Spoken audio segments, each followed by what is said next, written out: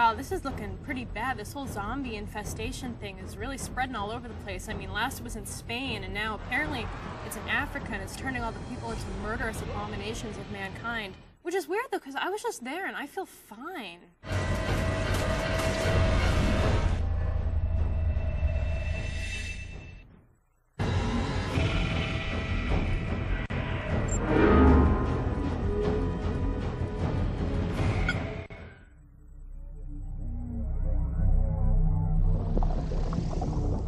Resident Evil has been doing horror for over 10 years, and so we thought it would be appropriate for our Spooky Scary special this month to come here at Capcom and talk to Chris Kramer, who knows a thing or two about the newest in the long line of horror classics, Resident Evil 5. We're here today with Chris Kramer, Head of Communications at Capcom, talking, of course, about Resident Evil 5, which looks really scary. Yeah, thanks. It's a pretty freaky game. I've been playing with some various builds of the game, and I do find myself getting surprised. You get creeped out by it? Yeah, it's hard. You're sitting in an office with the blinds open and it's daylight, but there's still elements of the game where you kind of get a little goosebumps going up and down there. So this is a direct sequel, and the last one, Resident Evil 4, was in Spain, and where are we now? We've now trotted around the Horn from Spain and down into Africa. We're set in sort of a village, and we're picking up with Chris Redfield, who is sort of the returning character. Chris is a longtime Resident Evil fan favorite. He was the original male lead in Resident Evil 1, also showed up in Resident Evil Codename Veronica. He's got a sidekick now. He does. He has a partner in crime. Her name is Sheva Alomar. Chris and Sheva are working for a new organization to the series, the BSAA, which is dedicated to fighting bioterrorism outbreaks around the world. So Chris is actually tracking the virus back to its roots. It's the progenitor virus that's been talked about throughout the series. And he's actually tracing the roots of this virus back to this small town in Africa. Of course, being a Resident Evil game, as soon as they come to town, things go bad. The zombies, I use that term loosely. Not zombies anymore. Exactly. The new word for the infected people in Resident Evil 5 is Majini. Ooh. I know, very nice. What does that mean? It's actually a Swahili word. It means evil spirits. What kind of weapons should we expect Chris and Sheva to have? Chris and Sheva are both kind of experts in their field. So as field agents going into a hostile situation, they come in pretty hot. So Chris and Sheva both have sidearms. Chris also has a shotgun at certain points. And we've seen Chris and Sheva trade off between using a machine gun, very similar to an AK-47, as well as a sniper rifle. And that's really just kind of touching the surface level for the weapons you'll see. Well, so, I mean, you're going to have a little help, though, this time. You can do co-op, which is obviously a big aspect of this game.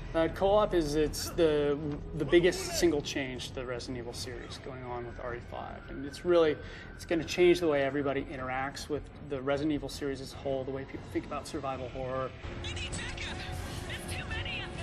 You're always going to be playing Resident Evil co-op. So either the AI will be playing Sheva, or you will have a partner, or you will be the partner. So she'll always be there.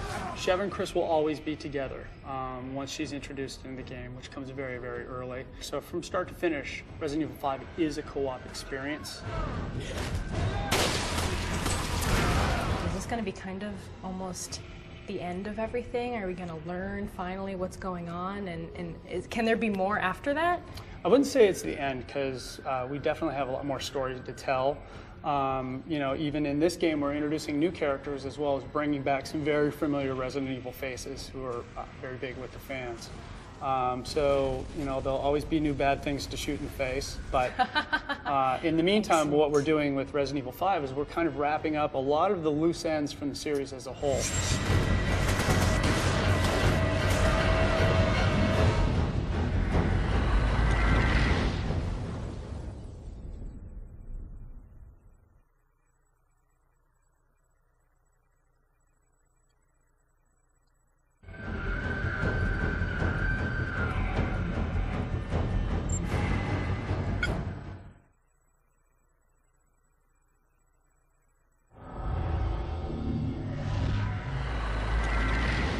We're joined again by Chris Kramer, and There's obviously the Magini that we talked about earlier, but there's different kind of breeds of them, right? Exactly. So who are some of your favorites? The Plagas virus is actually mutating the villagers into different forms of Magini here throughout the game.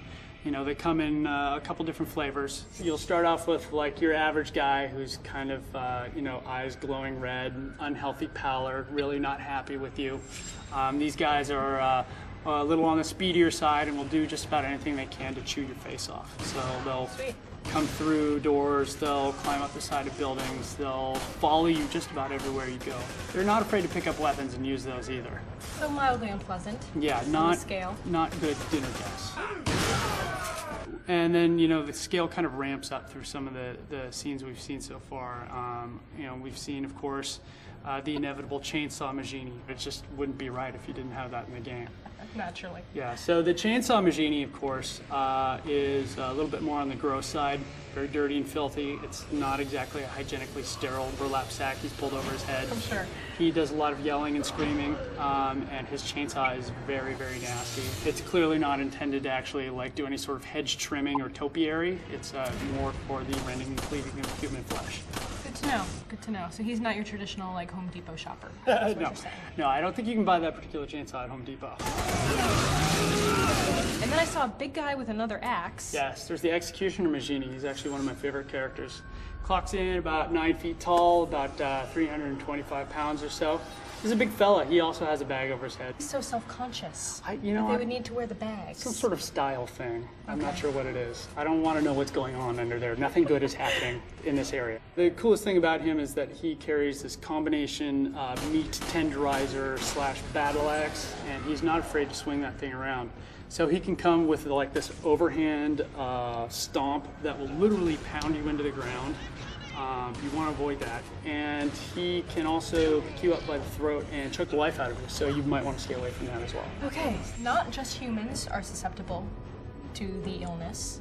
It's true. What other animals have we got in the game? Yeah, we've seen a couple critters running around as well. I was playing on one of the levels and actually got a headshot from a pretty good distance, and I was patting myself on the back, only to see as the guy sank to his knees, this flying insectile creature kind of burst out of the neck stump and made a beeline right towards me. Neck stump. That's not something you hear every day, No. Neck stump. That's one of the more unpleasant descriptions.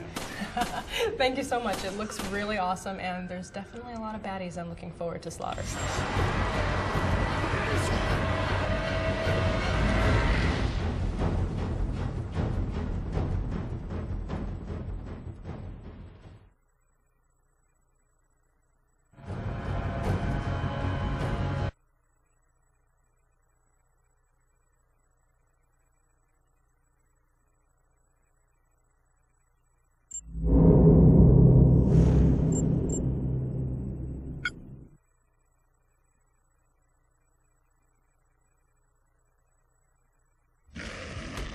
This may be our last chance of getting out of here alive.